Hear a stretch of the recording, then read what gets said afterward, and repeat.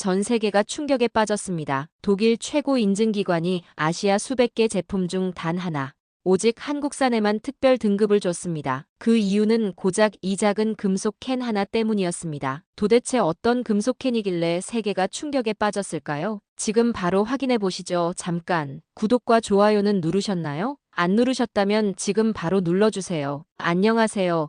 저는 요한네스 슈미트, 독일 프랑크푸르트에서 10년째 안전 엔지니어로 일하고 있습니다. 그날은 평화로운 토요일 오후였어요. 긴급 출동 알람이 울렸죠. 중심가 아파트 단지 가스 폭발, 사상자 발생, 가슴이 덜컥 내려앉았습니다. 현장에 도착했을 때 제 눈앞에 펼쳐진 광경은 충격 그 자체였습니다. 아파트 한 동이 검게 그을리고 일부는 완전히 무너져 내렸죠. 소방관들이 불길과 싸우는 동안 저는 곧바로 원인 조사에 착수했습니다. 폭발은 부엌에서 시작됐어요. 생존자의 증언을 듣고 현장을 살펴보니 곧 원인이 드러났어요. 중국산 부탄가스 캔이었습니다. 놀랍게도 캔의 밑바닥이 완전히 터져나간 상태였죠. 이건 단순 과열이 아닙니다. 동료에게 말했습니다. 설계 결함이에요. 며칠간 샅샅이 조사한 결과는 더 충격적이었습니다. 해당 제품은 유럽 안전 기준을 통과했지만 실제로는 불량한 구조와 제조 방식으로 만들어져 있었어요. 캔 바닥 접합부가 약했고 내부 압력 조절 장치도 부실했죠. 분노가 치밀었습니다. 이건 단순한 실수가 아니라 명백한 부실 제조였어요. 더 많은 정보를 찾던 중 우연히 특이한 점을 발견했습니다. 전 세계 부탄가스 캔 중 오직 한국산 제품만이 특별 안전 등급을 받았다는 사실이었죠. 한국산, 정말일까요? 의심이 들었습니다. 저는 그동안 전자제품으로만 한국을 알고 있었어요. 작은 부탄가스 캔 같은 일상용품에서 특별한 안전성을 갖추고 있다니 믿기 어려웠습니다. 사무실로 돌아와 밤새 자료를 뒤져봤어요. 한국산 가스캔의 안전사고율은 0.001%에 불과했습니다. 다른 제품들의 평균치인 0.1%보다 100배나 안전한 수치였죠. 너무 완벽해 보여서 오히려 의심스러웠습니다. 이건 단순한 수치 조작 아닐까? 의심이 꼬리를 물었습니다. 밤새 고민한 끝에 결심했어요. 직접 확인해야겠다. 한국에 가봐야겠어. 한국행 비행기를 예약하기 전 창밖을 바라봤습니다. 무너진 아파트에서 구조된 가족들의 얼굴이 떠올랐어요. 이런 비극이 다시는 일어나지 않게 하기 위해 진실을 파헤쳐야 했습니다. 비행기 안에서 한국에 대한 자료를 읽으며 저는 생각했습니다. 삼성, 현대, 기아. 이게 제가 한국에 대해 아는 전부였어요. 작은 부탄가스 캔으로 세계 최고 안전 등급을 받았다는 사실이 여전히 의아했죠. 정말 가능한 일일까? 의심을 품은 채 인천공항에 도착했습니다. 첫인상은 놀라움이었어요. 모든 것이 빠르고 효율적으로 움직이고 있었습니다. 공항 직원의 안내를 받아 천안으로 향하는 기차에 올랐죠. 창밖으로 보이는 풍경은 또 다른 충격이었습니다. 고층 아파트와 첨단 시설들, 그리고 곳곳에 보이는 산업단지들. 제가 상상했던 한국과는 달랐어요. 이 나라가 정말 작은 부탄가스 캔에서도 완벽함을 추구할까? 천안에 도착하니 공장 관계자 김민수 씨가 마중 나와 있었습니다. 먼 길 오셨네요. 환영합니다. 친절한 미소와 함께 건네는 영어에 안도했어요. 독일에서 온 안전 엔지니어입니다. 솔직히 말하면 조금 의심을 품고 왔습니다. 저는 솔직하게 말했죠. 김민수 씨는 웃음을 지었습니다. 당연하죠. 그래서 모든 공정을 공개하기로 했습니다. 숨길 것 없으니까요. 호텔에 짐을 풀고 저녁 식사 자리에서 김민수 씨와 대화를 나눴습니다. 한국에서 부탄가스 캔이 어떻게 안전 분야의 최고가 됐나요? 김민수 씨는 진지한 표정으로 대답했어요. 70년대 우리나라 가정에서 가스 폭발 사고가 많았습니다. 그때 우리 회사 창업자가 안전만큼은 타협하지 않겠다고 결심했죠. 흥미로웠습니다. 그런데 어떻게 그 결심이 지금까지 이어질 수 있었나요? 내일 보시면 알게 될 겁니다. 우리에게 안전은 기술이 아닌 철학이니까요. 다음 날 아침 공장으로 향하는 차 안에서 김민수 씨의 말이 계속 머릿속을 맴돌았습니다. 안전은 철학이다. 독일인인 저에게도 깊은 울림이 있는 말이었어요. 차창 밖으로 보이는 거대한 공장 단지에 놀랐습니다. 이 모든 곳이 부탄가스 캔을 만드는 곳인가요? 그렇습니다. 세계 최대 규모죠. 하지만 크기보다 중요한 건 그 안에 있습니다. 공장 정문에 들어서는 순간 저는 제 의심이 곧 산산조각 날 것임을 예감했습니다. 공장 입구를 지나자마자 시선을 사로잡는 것은 놀라운 규모였습니다. 끝없이 이어지는 생산 라인, 정교하게 움직이는 기계들, 그리고 분주히 움직이는 작업자들이 눈앞에 펼쳐졌어요. 이곳의 하루 생산량이 얼마나 되나요?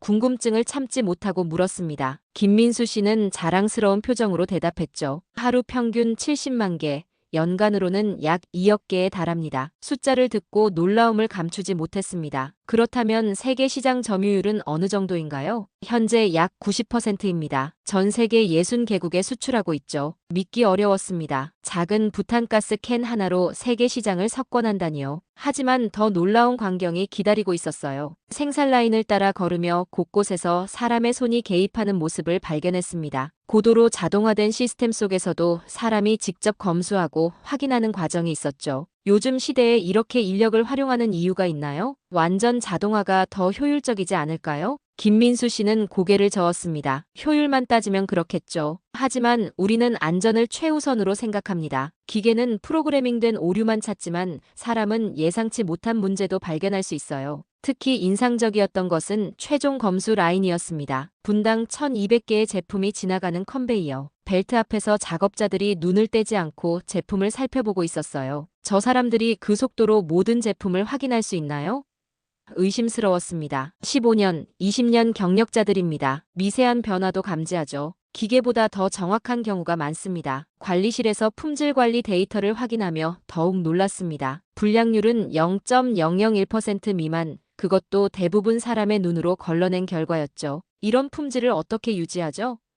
솔직한 궁금증이 생겼습니다. 김민수 씨는 잠시 생각하더니 말했어요. 제가 소개해드릴 분이 있습니다. 15년차 검수원인 김정혜 씨죠. 그분이 직접 설명해 주실 겁니다. 검수 라인으로 향하는 길에 저는 생각했습니다. 이것이 단순한 제조업이 아니라는 건가? 뭔가 특별한 것이 있는 걸까? 김정혜 씨를 만나러 가는 길. 저는 제 의심이 조금씩 흔들리고 있음을 느꼈습니다. 김정혜 씨는 예상과 달리 화려한 실험실 가운이 아닌 단정한 작업복 차림이었습니다. 15년 경력의 베테랑 검사원이라는데 겸손하고 차분한 인상이었어요. 김정혜 씨, 매일 수천 개의 제품을 검사하는데 지치지 않으신가요? 제가 물었습니다. 김정혜 씨는 미소를 지었습니다. 처음엔 저도 그런 생각을 했어요. 하지만 이 제품이 누군가의 안전과 직결된다는 사실을 깨달았죠. 그녀의 검수 과정은 놀라웠습니다. 컨베이어 벨트에서 무작위로 제품을 뽑아 뜨거운 물에 담그는 테스트를 하고 있었어요. 이건 공식 절차 이상의 것인가요? 네, 제가 추가로 하는 테스트예요. 실제 사용 환경을 최대한 재현하는 거죠. 김정혜 씨의 손놀림은 빠르지만 정확했습니다. 10번째 제품을 검사하면서도 첫 번째와 같은 집중력을 보였죠. 어떻게 이런 집중력을 유지하시나요? 그녀는 잠시 작업을 멈추고 진지한 눈빛으로 말했습니다. 제 가족도 이 제품을 사용해요. 부모님, 남편, 어린 딸까지 모든 제품이 저에게는 우리 가족에게 갈 수도 있는 거죠. 그 말에 가슴이 철렁했습니다. 단순한 직업 윤리를 넘어선 무언가가 느껴졌어요. 그럼 모든 제품을 가족에게 가는 것처럼 검사하시는 건가요? 그렇습니다. 여기 모든 직원들이 그런 마음으로 일해요. 머리로 하는 게 아니라 마음으로 하는 거죠. 점심시간 김정혜 씨와 함께한 식사에서 더 많은 이야기를 들었습니다. 그녀는 15년 전 입사했을 때 선배가 해준 말을 아직도 기억한다고 했어요. 내가 놓친 제품 하나가 누군가의 생명을 위협할 수 있다. 그 말이 지금까지 제 신념이 됐습니다. 오후 검수 시간 김정혜 씨의 눈빛이 달라진 것을 발견했습니다. 결함을 발견한 제품을 꺼내면서 단호했어요. 밸브 주변 접합부가 0.1 벗어났습니다. 전체 라인 점검이 필요해요. 단 0.1의 오차로 생산 라인이 멈췄습니다. 놀라웠습니다. 독일에서도 보기 힘든 엄격함이었죠. 이게 정말 필요한 조치인가요? 경제적 손실이 클 텐데요. 제가 물었습니다. 김정혜 씨는 망설임 없이 대답했어요. 안전에는 타협이 없습니다. 0.1의 차이가 폭발로 이어질 수 있어요. 그날 저녁 호텔로 돌아오는 길에 생각했습니다. 이것이 단순한 품질 관리가 아니라 삶의 철학이구나. 다음 날 더 깊이 공정을 살펴보기로 했습니다. 생산 라인의 심장부라 할 수 있는 프레스 작업장으로 향했어요. 그곳에서는 분당 1200개의 제품이 컨베이어 벨트를 타고 움직이고 있었습니다. 이런 속도에서 어떻게 완벽한 품질을 유지하나요?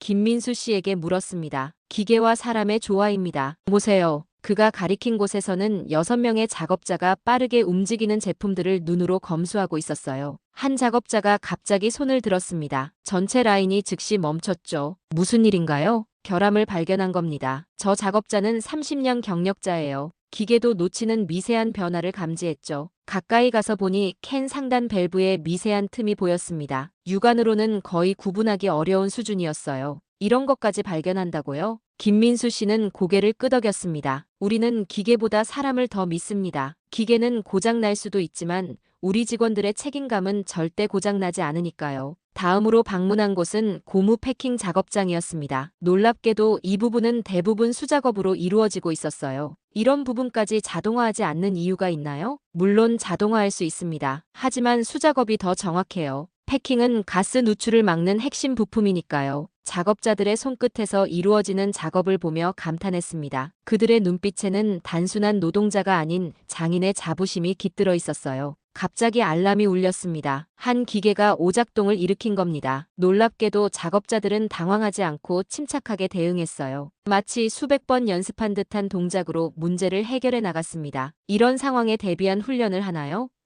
제가 물었습니다. 매주 안전 훈련을 합니다. 모든 직원이 비상 상황에 대처할 수 있어야 해요. 점심시간 공장 구내식당에서 저는 작업자들과 대화할 기회를 얻었습니다. 그들에게 물었어요. 이 일이 단순 반복 작업이 아닌가요? 지루하지 않나요? 한 작업자가 웃으며 대답했습니다. 처음엔 그랬죠. 하지만 이제는 다릅니다. 제가 만든 제품이 전 세계 어딘가에서 사용된다고 생각하면 자부심이 느껴져요. 오후에는 품질관리 데이터 분석실을 방문했습니다. 그곳에서 제가 본 것은 기계와 사람이 완벽하게 조화를 이루는 시스템이었어요. 데이터는 기계가 수집하지만 최종 판단은 사람이 내리고 있었습니다. 그날 저는 깨달았습니다. 이것이 진정한 품질관리구나. 기계의 정확성과 사람의 직관이 만나는 지점. 공장 견학 셋째 날. 김민수 씨는 특별한 사람을 소개해 주었습니다. 서울대학교 화학공학과 4학년생으로 이곳에서 실습 중인 유진 씨였어요. 요한네스 씨, 유진 씨는 우리 회사의 미래입니다. 첨단 기술을 연구하고 있죠. 김민수 씨의 소개를 들으며 유진 씨와 악수했습니다. 유진 씨는 나이에 비해 또렷한 눈빛을 가지고 있었어요. 실습생인데도 실제 생산 라인에 참여하나요?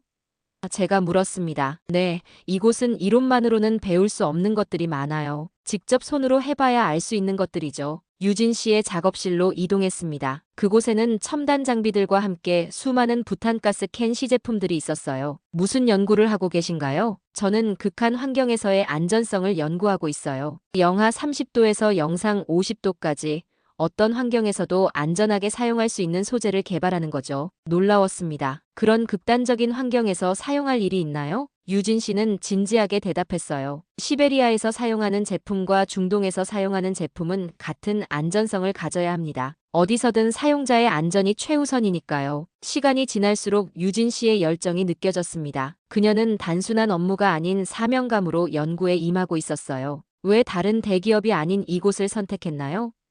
궁금했습니다. 유진 씨는 잠시 생각하더니 대답했죠. 처음엔 저도 대기업만 생각했어요. 그런데 교수님께서 이 회사를 추천하셨죠. 진짜 기술력은 화려한 곳이 아니라 기본에 충실한 곳에 있다고요. 그녀의 연구 노트를 보며 더욱 놀랐습니다. 수많은 실험 데이터와 함께 실패한 케이스까지 꼼꼼하게 기록되어 있었어요. 이렇게 상세하게 기록하는 이유가 있나요? 실패도 소중한 데이터예요. 언젠가 누군가가 같은 실수를 하지 않도록요. 오후에는 유진 씨의 새로운 소재 테스트에 동참했습니다. 그녀는 직접 개발한 고무 패킹을 화염에 노출시키는 실험을 하고 있었어요. 일반 제품보다 3배 이상 견디는 결과를 보며 감탄했습니다. 정말 대단해요. 이런 연구가 실제 제품에 적용되나요? 유진 씨는 자신감 있게 대답했습니다. 물론이죠. 이곳은 연구를 위한 연구가 아니라 실제 안전을 위한 연구를 해요. 제 부모님도 이 제품을 쓰시니까요. 그날 저녁 유진 씨와의 대화를 떠올리며 생각했습니다. 젊은 세대까지 이어지는 이 철학.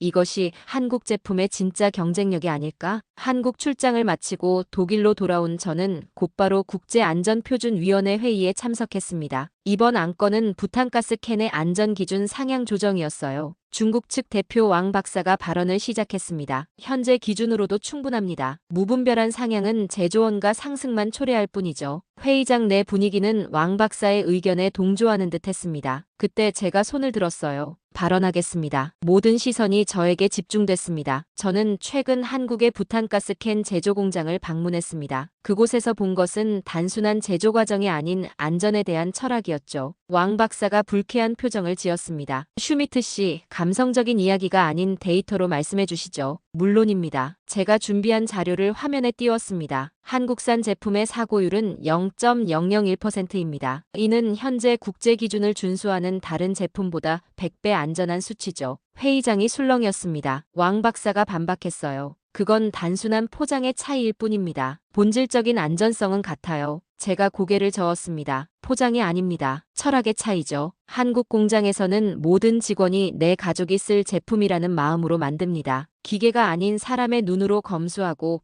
규정 이상의 테스트를 거치죠. 독일 대표가 물었습니다. 그렇다면 원가는 어떻습니까? 그런 과정을 거치면 분명 비싸질 텐데요. 놀랍게도 그렇지 않습니다. 오히려 불량률 감소로 장기적으로는 더 경제적이죠. 이것이 한국 제품이 세계 시장의 90%를 차지하는 비결입니다. 왕 박사가 다시 반박했습니다. 그건 가격 경쟁력 때문이겠죠. 품질만으로 시장을 장악할 순 없습니다. 순간 제 마음에 불이 붙었습니다. 왕 박사님, 제가 프랑크푸르트 가스 폭발 사고 현장에 있었다는 사실을 아십니까? 그곳에서 저는 부실한 제품이 어떤 참사를 불러일으키는지 직접 목격했습니다. 회의장이 조용해졌습니다. 이어서 말했어요. 비즈니스는 단기적 이익이 아닌 신뢰로 하는 것입니다. 한국 업체가 90%의 시장을 차지하는 이유는 수십 년간 단 한 번도 대형 안전사고가 없었기 때문이죠. 잠시 침묵이 흘렀습니다. 그때 영국 대표가 발언했어요. 슈미트 씨 말이 일리 있습니다. 안전은 타협할 수 없는 가치입니다. 프랑스, 이탈리아 대표들도 동의했습니다. 회의 분위기가 바뀌고 있었어요. 왕 박사는 불편한 표정으로 자료를 뒤적였습니다. 그렇다면 구체적으로 어떤 기준을 상향해야 한다고 생각하십니까? 의장이 물었습니다. 준비해온 제안서를 제출했습니다. 압력 테스트 기준을 현재보다 30% 높이고 내열성 테스트 온도를 10도 상향해야 합니다. 또한 밸브 안전장치의 이중화가 필수적이죠. 왕 박사가 벌떡 일어났습니다. 그건 현실적이지 않습니다. 많은 제조사들이 도산할 겁니다. 제가 침착하게 대답했습니다. 왕 박사님, 사람의 생명과 기업의 이익, 어느 쪽이 더 중요합니까? 한국 기업은 이미 이 기준을 넘어서고 있습니다. 불가능한 일이 아니죠. 논쟁은 2시간 넘게 이어졌습니다. 결국 투표 결과 16대 4로 안전기준 상향안이 통과됐어요. 왕 박사는 못마땅한 표정으로 회의장을 떠났습니다. 회의가 끝난 후 독일 대표가 다가왔어요. 슈미트, 자네 변했군. 한국에 다녀온 후로 말일세. 미소를 지었습니다. 맞습니다. 제가 본 것은 단순한 공장이 아니었어요. 사람들의 신념이었죠. 그들에게 안전은 타협할 수 없는 가치였습니다. 회의장을 나서며 생각했습니다. 이제야 이해했다. 메이드 인 코리아의 진짜 의미를. 사무실로 돌아와 한국 출장 보고서를 작성하기 시작했습니다. 단순한 기술 보고서가 아닌 제가 경험한 모든 것을 담아내고 싶었습니다. 햇살이 가득한 아침, 사무실에서 출장 보고서의 마지막 페이지를 작성하고 있었습니다. 3주간의 여정을 어떻게 마무리해야 할지 고민하던 찰나 책상 위 부탄가스 캔 하나가 눈에 들어왔어요. 한국에서 기념품으로 받아온 것이었죠. 이 작은 캔 하나가 내 생각을 완전히 바꿔놓았구나. 중얼거리며 손에 쥐었습니다. 보고서 제목을 쓰기 시작했습니다. 메이드 인 코리아 마이너스 사람이 만든 신뢰의 비밀. 동료 마르틴이 다가왔습니다. 요한네스, 보고서 다 끝났나? 부장님이 오늘 오후에 보고를 받겠다고 하셨어. 고개를 끄덕였습니다. 방금 끝냈어. 마르틴, 너도 한번 읽어볼래? 내가 너무 감성적으로 쓴 건 아닌지 모르겠어. 마르틴은 보고서를 훑어보더니 미소를 지었습니다. 자네 완전히 한국 팬이 됐군. 하지만 데이터와 분석은 객관적이야. 좋은 보고서야. 오후 회의실, 부장님과 임원들 앞에서 보고를 시작했습니다. 저는 처음에 의심을 안고 한국에 갔습니다. 그런데 돌아올 땐 확신을 가지고 왔죠. 프레젠테이션을 진행하며 천안 공장의 사진들을 보여주었습니다. 이 공장에서 매일 70만 개의 부탄가스 캔이 생산됩니다. 그리고 그것들이 전 세계 시장의 90%를 차지하고 있죠. 임원 한 분이 물었습니다. 그렇게 많은 생산량에도 품질을 유지할 수 있는 비결이 뭐라고 생각하나요? 잠시 생각하다 대답했습니다. 기술이 아닙니다. 사람입니다. 15년차 검수원 김정혜 씨는 내 가족도 이 제품을 써요라고 말했습니다. 모든 직원이 이런 마음가짐으로 일하고 있었죠. 다른 임원이 의문을 제기했습니다. 하지만 그건 감성적인 접근 아닌가요? 기술적 우위가 없다면 언젠가는 추월당할 수도 있지 않을까요? 고개를 저었습니다. 그렇지 않습니다. 그들의 감성은 기술을 뛰어넘는 혁신을 만들어냅니다. 실습생 유진 씨는 자신의 부모님이 사용한다는 책임감으로 극한 환경에서도 안전한 소재를 개발하고 있었죠. 보고를 마치며 제 손에 든 부탄가스 캔을 들어 보였습니다. 이것은 단순한 제품이 아닙니다. 사람들의 신념과 철학이 담긴 결과물이죠. 메이드 인 코리아는 기술이 아니라 마음의 무게입니다. 회의실을 나서는데 부장님이 다가왔습니다. 슈미트, 자네 보고서 덕분에 우리도 생각할 점이 많아졌네. 품질 관리 시스템을 전면 재검토해 볼 생각이야. 다음 날 아침 의외의 소식이 들려왔습니다. 국제안전표준위원회에서 제안한 새로운 기준을 많은 국가들이 지지하기 시작했다는 소식이었어요. 심지어 처음에 반대했던 중국 측에서도 일부 수용하는 분위기였습니다. 동료 마르틴이 신문을 들고 왔습니다. 요한네스, 네 이름이 신문에 났어. 독일 안전 엔지니어. 한국의 안전 철학을 유럽에 소개하다라는 제목이야. 놀랍고 기뻤습니다. 제 책상에 놓인 부탄가스 캔을 바라보며 생각했어요. 이 작은 캔 하나가 세상을 바꾸고 있구나. 그날 오후 천안 공장의 김민수 씨에게 이메일을 보냈습니다. 여러분의 철학이 세계의 안전 기준을 바꾸고 있습니다. 작은 부탄가스 캔이 전 세계를 움직이고 있어요. 창밖을 바라보며 깨달았습니다. 진정한 혁신은 거창한 기술이 아니라 사람을 먼저 생각하는 마음에서 시작된다는 것을. 메이드 인 코리아의 진정한 의미는 바로 그것이었습니다. 이것이 메이드 인 코리아의 진정한 힘입니다. 눈부신 기술도 화려한 마케팅도 아닌 사람의 손길과 마음이 만들어낸 신뢰. 요한네스의 여정은 우리에게 묻습니다. 당신이 만드는 것에 어떤 가치를 담고 있나요? 세상을 움직이는 건 거창한 혁신이 아니라 때로는 작은 부탄가스 캔 하나에 담긴 진심일지도 모릅니다. 메이드 인 코리아, 그것은 기술이 아닌 마음의 무게입니다. 오늘의 사연은 어떠셨나요? 재미와 감동이 있었다면 구독과 좋아요 부탁드립니다. 감사합니다.